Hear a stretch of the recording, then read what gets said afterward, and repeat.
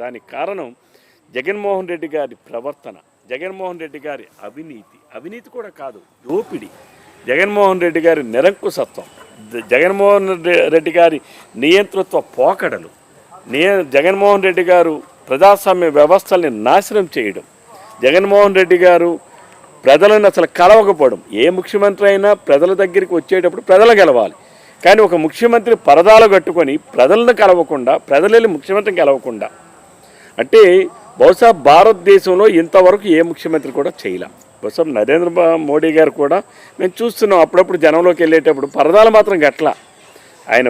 ఆయన security reasons దృష్ట్యా దగ్గరుండి ఆయన దండం పెట్టుకుని వెళ్తున్నారు.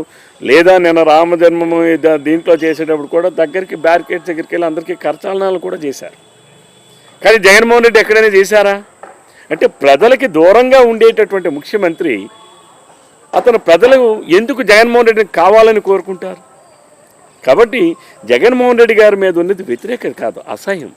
అంటే ఒక గొంగళి పురుగుని మనం చూస్తే ఎంత అసహించుకుంటామో, ఈరోజు ఆంధ్రప్రదేశ్ రాష్ట్ర ప్రజలు జగన్మోహన్ రెడ్డి పరిపాలనని, జగన్మోహన్ రెడ్డి తీరుని, జగన్మోహన్ రెడ్డి బాడీ లాంగ్వేజ్ని, జగన్మోహన్ రెడ్డి హావభావాలని అసహించుకునే పరిస్థితి ఉంది.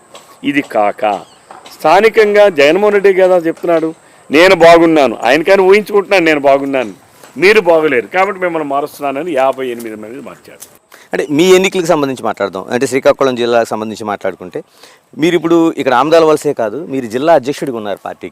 పార్టీ అధ్యక్షుడిగా ఉండగా మీకు దాదాపు ఉమ్మడి జిల్లాలో 10 ఉంటే ఇప్పుడు 8 అయినాయి. మీకు 8 అసెంబ్లీ నియోజకవర్గాల్లో గెలుపు ఓటమిలు ఏంటి? అసలు నిజంగా అంత కాన్ఫిడెంట్ ఉందా? అంటే వచ్చే అవకాశం ఉంది తప్పనిసరిగా.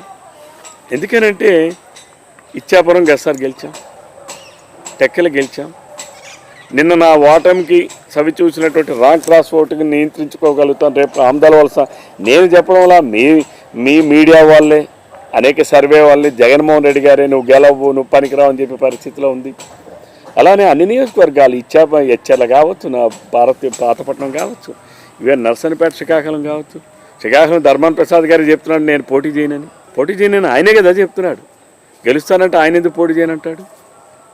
అంటే వాళ్ళలో వాళ్ళకి అపనమ్మకం ఏర్పడింది. మేము ఓడిపోయేదానికి పోటీ ఎందుకు?